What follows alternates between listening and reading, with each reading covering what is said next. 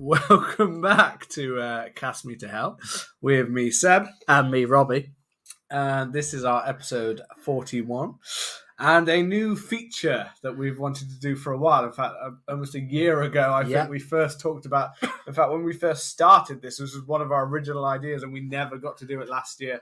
We could have technically done it any other time of the year, but we never did. We decided to save it, the first one, to be a Christmas one. And it's called Make It Horror. And we wanted to do it as a little stocking filler for Christmas Eve. We thought, what better way to end the year than with a new feature at the Cast Me to Hell Christmas party. So we've just finished watching Home Alone. We've had a couple of beers and we've ate a massive pizza. Yeah. So we haven't even planned this, have we? No. So the idea of Make It Horror, and yes, we're a little bit. we've had the beers and whatever to make us feel a little bit. Yeah. So the idea here is that Make It Horror is where we take a film that isn't a horror film and we twist it. So we'll talk you through the film like the original film, except we will twist it into our own mind. Now, this could be an absolute shambles because, one, we've consumed alcohol of things, and two, we have not pre-planned in any way. No, we haven't even spoke about a rough idea, have we? No, and this will either be great and we'll come back to this feature, or we'll be like, we'll either have to revise it a lot, or we'll have to just never do that again because we've said things that are inappropriate, or we've just generally destroyed a classic film for people. Put a bullet in the head of the feature. Yes, so the feature, it might go horribly wrong.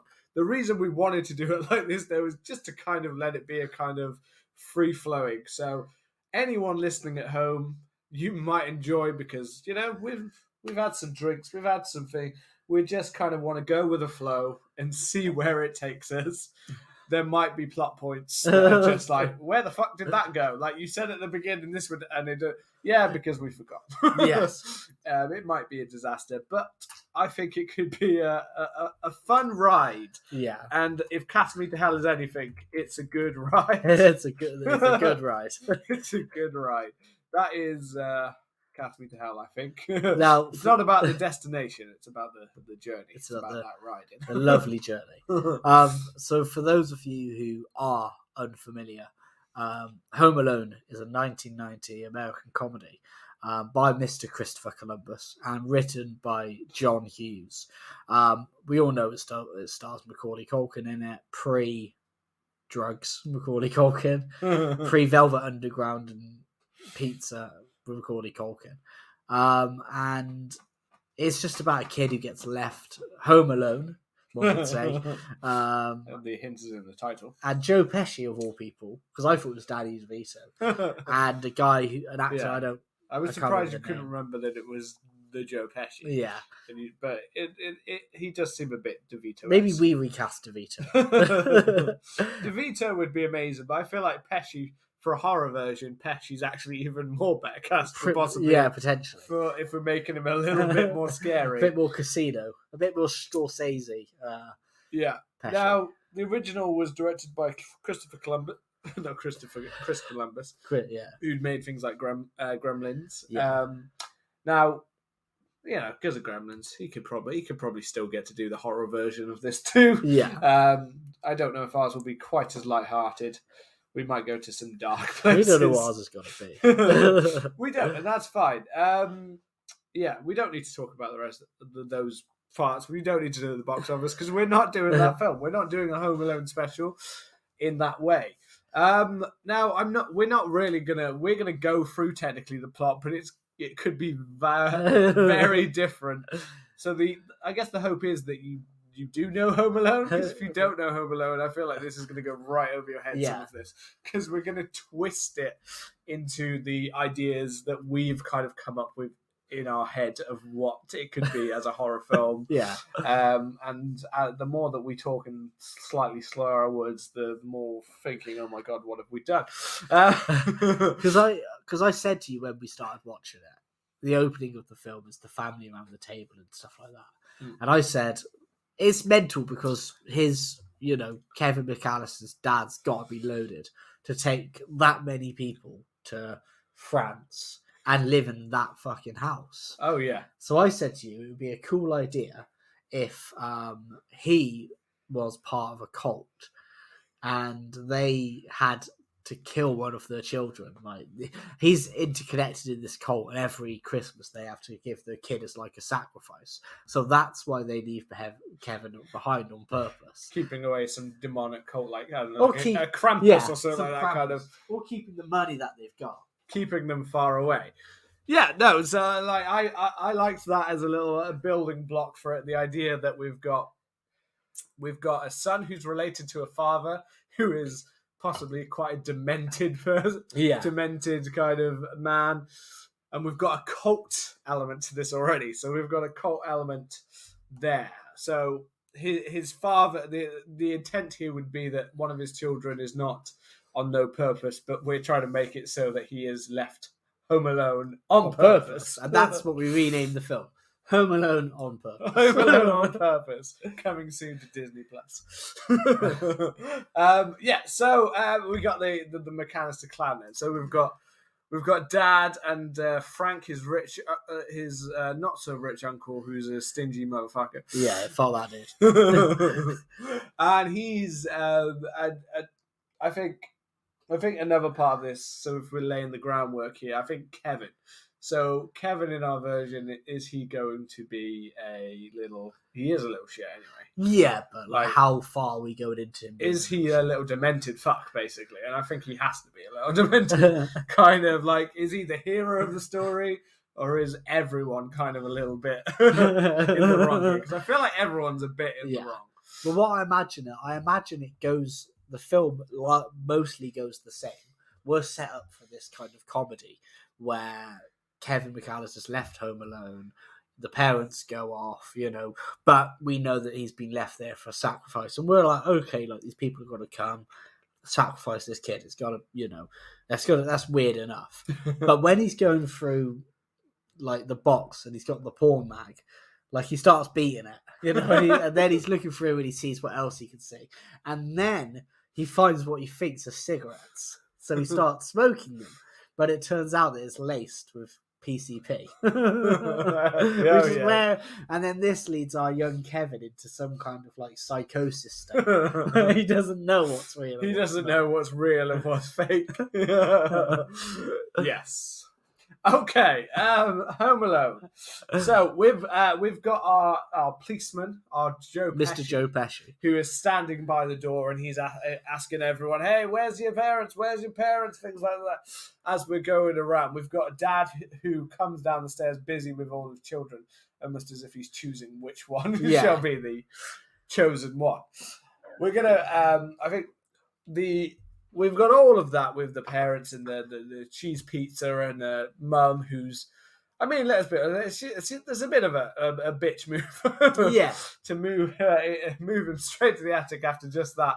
I mean, he was talking back at her before, but still. But he swung for Buzz, didn't he? He swings for Buzz, which would still happen in our one. Yeah. We want to show that Kevin is slightly, deranged. No provocation, he just swings on Buzz. That has to be removed from the house. So when we're talking about this, what else would we kind of? I think we would shift. We were talking before, and we kind of were like, could we shift it so that either the family never actually leaves? That was what idea we had, wasn't it?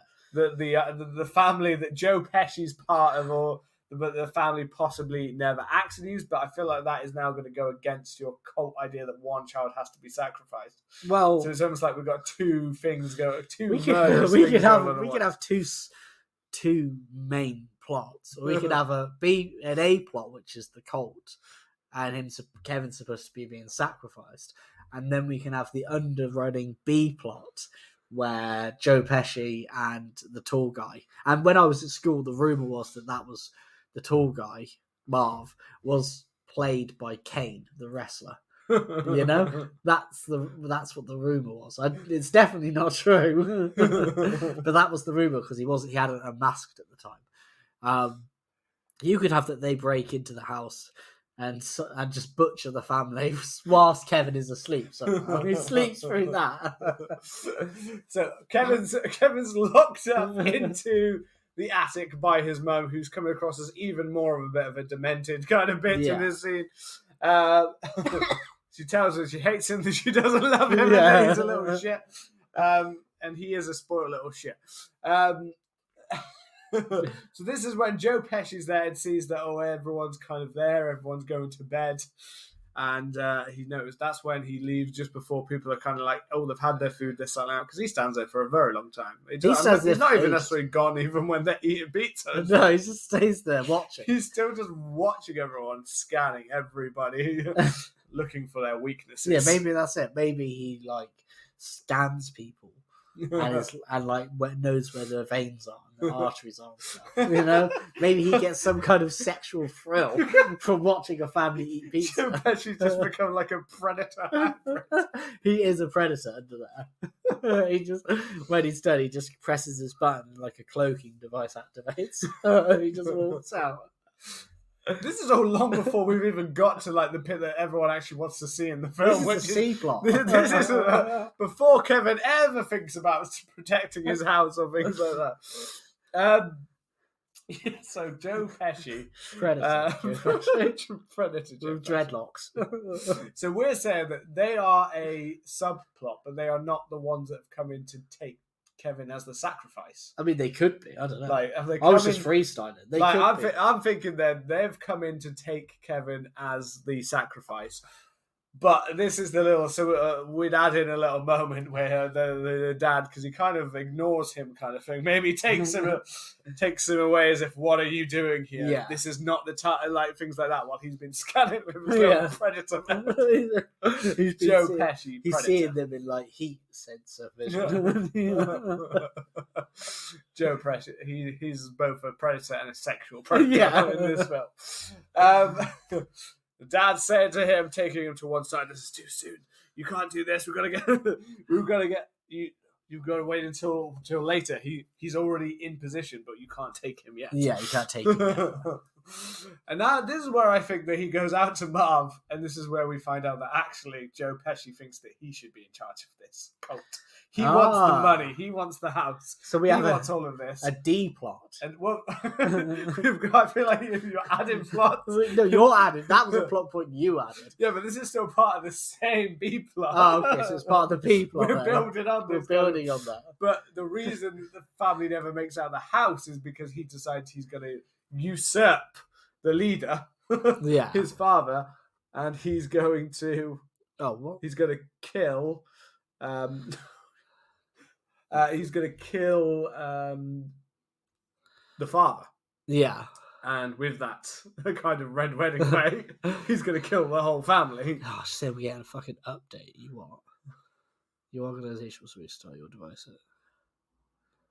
Okay. All right, we'll just do that, and then hopefully we can stop it before. Yeah. Okay. Otherwise, this episode's coming out in 2 parts.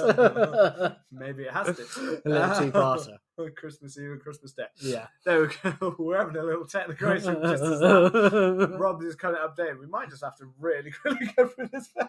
No, we won't. We'll come on before, and then we'll stop it and do a part 2. And we'll just release them both at the same time. Yeah. Part 1 and part 2. Yeah. It's fine. The time might be crazy anyway.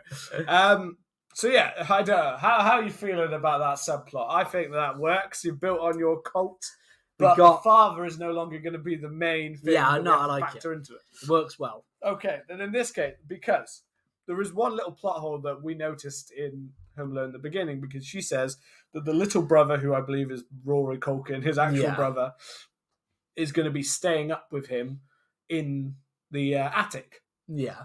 And that he always wets the bed and stuff like that.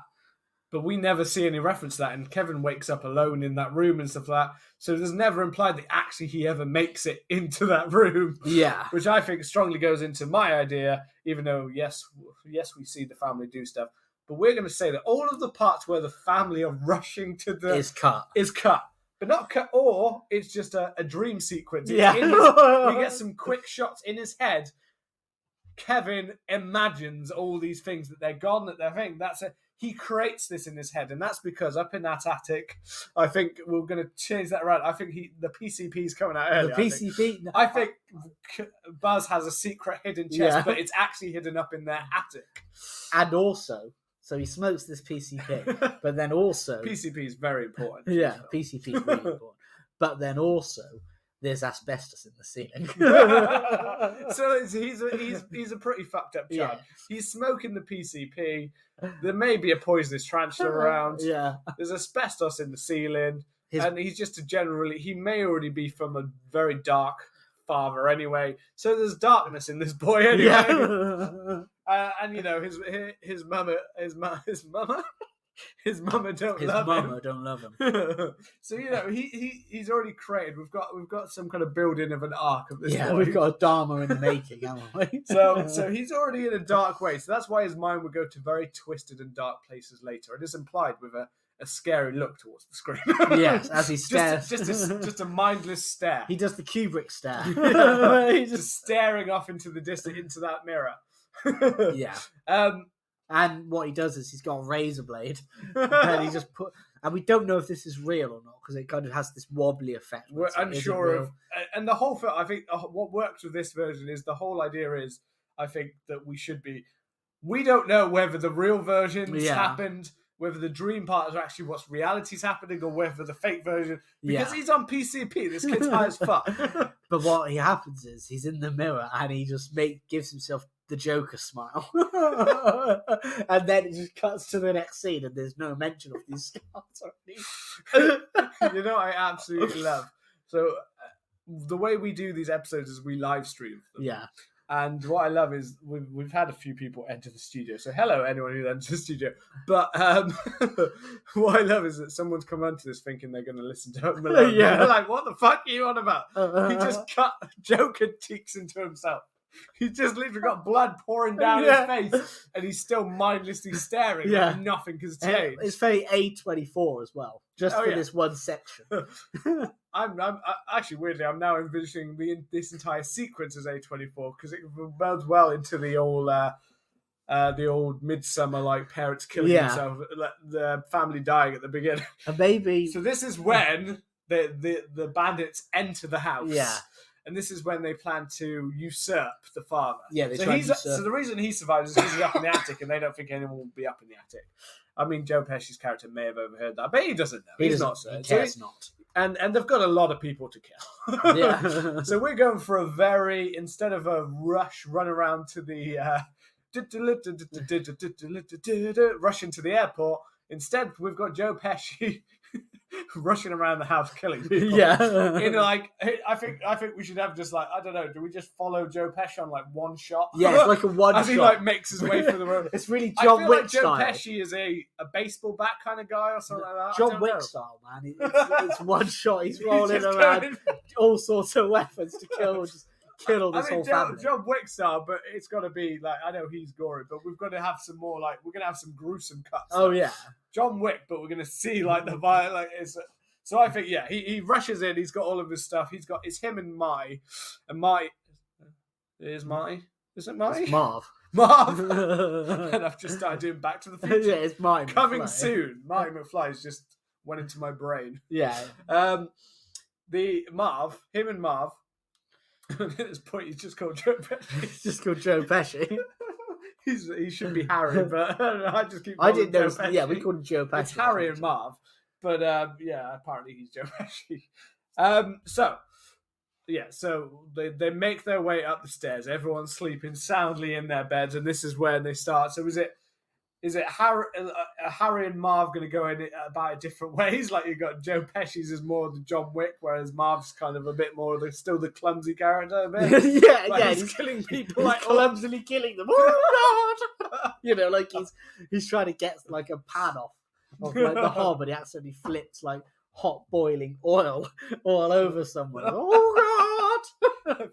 I feel like we're taking the seriousness out of this horror film now. No, it's a mix. This would be very well, it's a horror comedy. Yeah, it's a all right. horror comedy.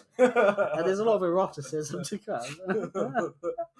Yeah, I guess in my head it was more that he was just struggling to kill someone. Whereas yours has gone Benny Hill. Yeah, I almost had it like like they're running around. They're doing like the Scooby Doo, Yeah, running, chasing him through this giant house, and the same things we're repeating as Marv runs through the hallways after one of the children. I think the one Pete Warren. Yeah, Pete Warren, that one. That one dude with the glasses who looks like our mate Pete Warren. He gets like, and this is where it goes brutal. But Joe Pesci, I think he hears a noise and he walks out into the hallway to see. Yeah, he's the one of the few that's like, oh, I heard a noise. He walks out just to see what's going on. And then Joe Pesci goes into like X-ray mode, like in Mortal Kombat. He uppercuts him, he sends him flying into the air, and he grabs his leg whilst he's in the air, and he throws him down onto the ground. And you see like the X-ray of his ribs breaking, and then you see Joe Pesci spin around whilst he's got his leg, and he just chucks him through the window, as we see that in X-ray, and that's in slow motion, the whole shot. Just brutal. Everybody else's death has been like quite quick, apart from this one dude, and it's like dragged out. I feel like it was John Wick, and now it's gone more.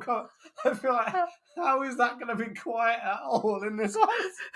This house is filled with like 20 people, and you've just slammed him against the floor, uppercutted him, broke his ribs, so he's probably screaming. Throw him out the window. Like, he needs to be like killed off, like as in like he goes up and just like slits his throat and like holds his mouth like dying. No, but instead you just made the most noise you can make for the first kill. You've still got so many people to kill, and the whole family's now gonna like, what? Well, that's it. It's just like that's what sets it off.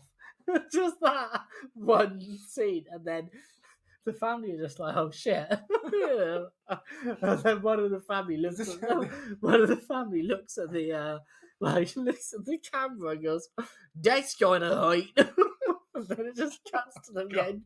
I mean, it stays in tune with the Looney Tunes cartoon style of that. I feel like you're taking it a bit farther. So I'm just going to go, as I said, this is not planned. So all of this crazy shit that's going out right now, I'm just going to go with it. I'm going to say, yeah, that's fine. All right, there we go. It's what happens when you have two writers. Yeah, on different wavelengths. But they both get to keep their part of the story. Well, in which case, if all the family are flooded out, I feel like we need to do some kind of ghost ship style, like... Yeah. As in Joe Pesci pulls out a samurai sword and just runs through the hallway, and you see their bodies getting like halved.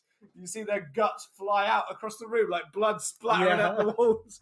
Proper, like almost like, I don't know, like a classic Japanese or even a bit like Kill Bill style, like just blood pours out. You see the guts drop out of the ginger one, the one that looks a bit like me. Yeah, and then.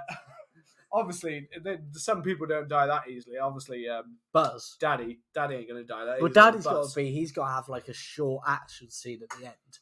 You know, because we're now into family, comedy, horror, and action. More like so. You know, Buzz kind of like gets like two knives out and gets taken down quite quickly. But when it gets to the dad, it gets a bit like Matrix when they're fighting, and then because they know each other, I'm assuming, you know. So we have this like meeting, you know. Is there any chance you've been watching Keanu Reeves films? No, I actually haven't. But they have this like Matrix style fight, and then Joe Pesci just kind of like, you know, like tiger paws the dad out of the window, you know. That would be class. This is what's part of the fun. This is what I thought would be fun about this, is the fact that you've just got so fucking like crazy with it. And in my head, like I said before, like my head was just them going into the rooms and like one room at a time, silently like slitting throats or getting a baseball bat and just like literally crushing their head into the bed. So that's the thing. I've just said that all this happens, and then I'm just like, how is Kevin not going to know that the next day? Rob is the wild card here, though. Yeah, I'm good wild. He's already made it clear that he's now the wild card of like what makes sense in the film. He's the executive. He's like the executive. We were talking. I can't do it. Gotta go with Spider-Man because we were talking about it before. He's the executive in Spider-Man 3 that was like, you know what this film is missing? A dance sequence. Yeah. You are that kind of... I am. You've just basically done John Wick and The Matrix instead of what it should have been, because this is horror, it should have been, I don't know, Halloween Kills and Friday the 13th, or, you know, Yeah, but making his way one shot through the house, literally butchering people.